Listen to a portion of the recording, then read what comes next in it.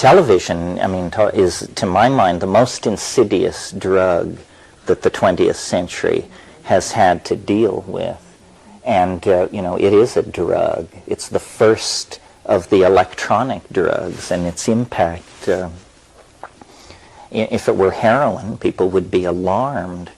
I mean, that people are, on average, watching 6 hours a day of TV. And I don't even think it's a content problem. I think television itself is toxic. It's not how many murders you witness. It's the actual This is what McLuhan was always trying to say, that people couldn't understand what he meant when he said that the medium was the message. The message is not the message. The medium was the message. And the effects it had, I mean, we have millions of people who are warehoused in almost a larval state in their apartments, watching TV, paying for their medical plans, and glued to this mindless opera of cultural decay that is recited day after day in front of them. I mean, it's horrible to imagine. And this is, you know, a creation to some degree of the world corporate state that probably has to be addressed. Yeah. There's a wonderful book that's just come out called Media Virus by Douglas Rushkoff that addresses this problem really very well. Have you read that? I haven't read that. I know Doug. His other book, Siberia, is a nice look at cyber culture. Yeah, interesting. What do you think is going to happen with this video, TV, whatever? I think that the most important cultural event happening right now is the explosive growth of the internet and the web. I mean, the idea that with my $1,200 PowerBook, I can access 3,000 computers around the planet by just plugging into a telephone jack is staggering. I mean, this is a revolution of orders of magnitude, and that has happened completely invisibly. Nobody's windows had to be rocked out, and no camps had to be established. Nothing appears to have changed. The people who are not switched on don't even know anything has happened. To them, the world looks exactly like it looked 5 years ago.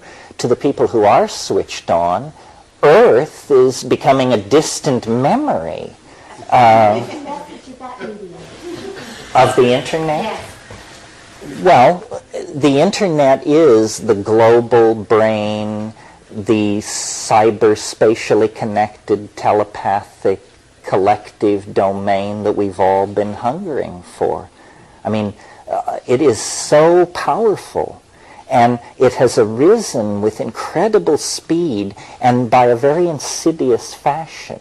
I mean, first of all, as I mentioned last night, the internet was originally called ARPANET. It was the Advanced Research Projects Agency. It was this super secret military-industrial thing that they wanted to survive a thermonuclear attack. And so they designed it to be unkillable. It has no central switching zone. If you blow up a part of it, it just flows around the part you blow up. It is unkillable. So that was ARPA. And now it's become public domain, and it's incredibly empowering for any minority because you can find your peers. It doesn't matter what you're into. You know, you can play the Shania and join the Shania playing society. So no matter how eccentric your interest, you can find common ground out there. Then the other thing is information that, I'm not kidding you, 10 years ago, the director of the CIA sitting at his desk in Langley, Virginia, didn't have the information processing capacity that you now have plugging into your PowerBook at any phone jack in the world, because these databases are there. And if you know how to surf the net if you know how to program your no-bots so that while you're sleeping, they're sorting through and visiting various sites and downloading and looking, you cannot believe what's out there. I mean, the entire planet has been turned into a local telephone call. And not only, not to talk to people, but to talk, when you go on to the NCSA main page in Batavia, Illinois, it says available resources. You click on that, and 1,500 computers come on, the names of them, and you just point and click, and now you're talking to that computer.